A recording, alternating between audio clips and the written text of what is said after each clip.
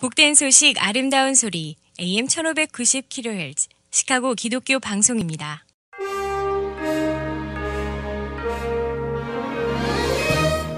여러분 안녕하십니까? 2월 17일 수요일 KCBS 헤드라인 뉴스입니다. 기독교계 소식입니다. 캘리포니아주 의원들이 종교 필수 법안을 제출했습니다. 샌디에고 카운티 공화당원인 브라이언 존스 상원의원은 지난 2월 12일 비상사태를 선포할 때도 종교활동은 필수라는 법안을 제출했습니다. 종교필수법이라고 알려진 이 법안은 비상사태 중에도 주정부와 지방정부가 종교활동을 중단시킬 수 없도록 하는 내용을 담고 있습니다. 존스 의원은 성명에서 미국인은 종교의 자유와 자신이 선택한 교회에서 동료 교우들과 함께 모일 권리가 있다라고 말하며 게빈 뉴섬 주지사가 코비드-19를 캘리포니아 주민들이 예배에 모일 권리를 침해하는 구실로 이용했다고 비판했습니다. 대규모 겨울 폭풍으로 수백만 명이 고통을 당함에 따라 구세군이 긴급 상황에 대처하기 위해 개입할 것이라고 말했습니다. 이미 눈과 얼음 폭풍으로 어려움을 겪고 있는 미국의 일부 지역이 이번 주에 6에서 12인치의 두 번째 눈 폭풍이 몰아칠 것이라고 예고하고 있습니다. 도로가 얼어붙고 장기간 정전 사태를 가져올 이번 눈폭풍에 대처하기 위해 구세군 사령관인 케네스 하더는 어제 시민과의 인터뷰에서 가장 취약 지역에 있는 사람들을 돕는 방법에 관해 이야기했습니다. 맥스 루카도 목사가 자신의 2004년 동성결혼 설교에 대해 사과했습니다. 100여 권의 기독교 저술가이며 텍사스주 샌안토니오 오크힐스 교회 목사인 맥스 루카도가 최근 논란의 중심이 되고 있는데 문제는 이달 초 워싱턴 DC의 워싱턴 국립대성당의 랜디 홀러리스가 루카도를 초청하자 일부 신도들은 루카도의 동성애에 대한 과거 가르침을 핑계삼아 그가 초청 연사로 오는 것이 부적격하다고 반대하는 데서 시작됐습니다. 그런데 루카도는 2월 7일 설교를 마쳤고 랜디 홀러리스가 사과문을 발표했으며 루카도 목사도 그의 2004년 설교에 대해 무례했다고 직접 사과했습니다. 국내 로컬 소식입니다. 비전역의 기록적인 한파로 18개 주에서만 550만 가구의 전력 공급이 끊기는 등 대규모 정전 사태가 초래됐습니다. 텍사스주가 430만 가구로 피해가 가장 컸고 오리곤과 오클라호마, 루이지애나, 켄터키, 웨스트 버지니아에서도 각각 10만 가구 이상이 정전 피해를 봤습니다. 또 이번 한파로 숨진 사람은 현재까지 최소 23명이라고 언론이 보도했습니다. 텍사스주 휴스턴에선 노숙자 1명이 동사했고 2명은 추위를 피하려고 차고 안에서 승용차에 시동을 켜둔 채 장시간 머물다 일산화탄소 중독으로 사망했습니다. 휴스턴 경찰은 하루 90건 이상의 일산화탄소 중독 신고 전화를 접수했다고 밝혔습니다. 기상청은 맹추위가 오는 20일까지 이어질 것으로 예상했습니다.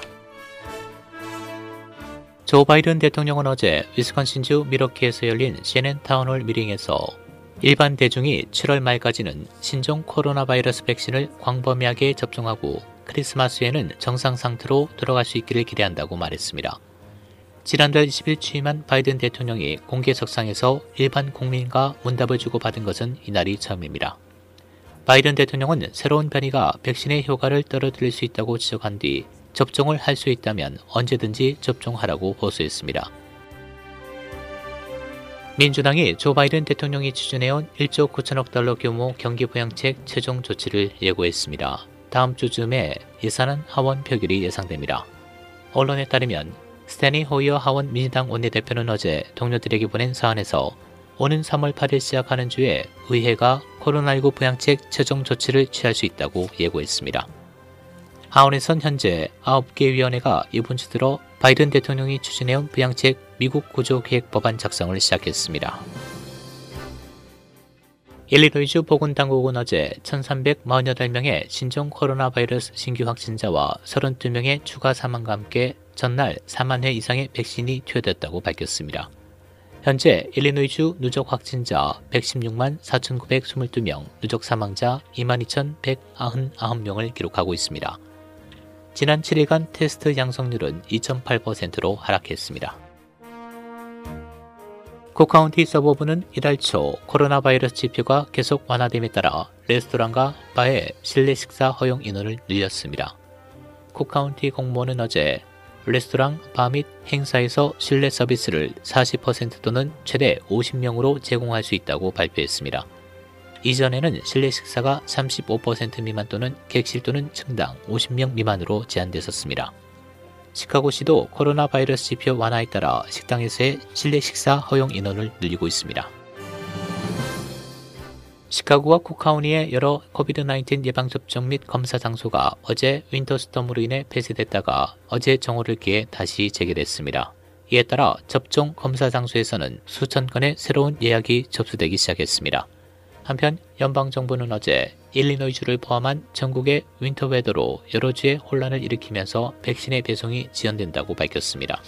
프리츠커 주지사 사무실도 연방정부로부터 악천후와 도로 상황으로 인해 전국에 걸쳐 모든 주에 코비드-19 백신 전달 지연을 통보받았다고 밝혔습니다. 국제 소식입니다.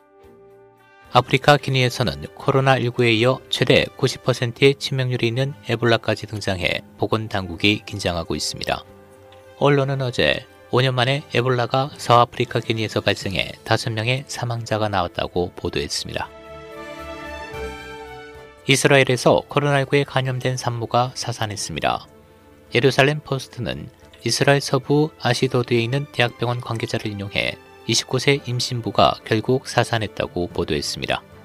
25주차에 접어든 태아도 코로나19에 걸린 것으로 확인됐습니다. 나이지리아에서 무장기관들이 학교에 난입해 다수의 학생을 납치해갔다고 언론이 보도했습니다. 나이지리아 중북부에 위치한 나이저 주정부에 따르면 현지 시간 오늘 새벽 카가라 지구에 있는 중등학교인 정부과학 칼리지에 총기로 무장한 괴한들이 들이닥쳤습니다. 주정부 대변인은 괴한들이 많은 학생을 납치해 달아났다고 전했습니다. 나이지리아에서는 무장 괴한들에 의한 학생 납치 사례가 종종 발생하고 있습니다. 날씨입니다. 애쉬 웬즈데이인 오늘은 흐린 추운 날씨 보이겠고 오전 한때 맑은 지역 있겠습니다. 오늘 낮 최고 기온 22도, 밤 최저 기온 14도. 목요일인 내일은 흐린 추운 날씨 이어지겠습니다. 내일 낮 최고 기온 27도, 밤 최저 기온 9도입니다. 지금까지 KCBS 뉴스 박상준이었습니다.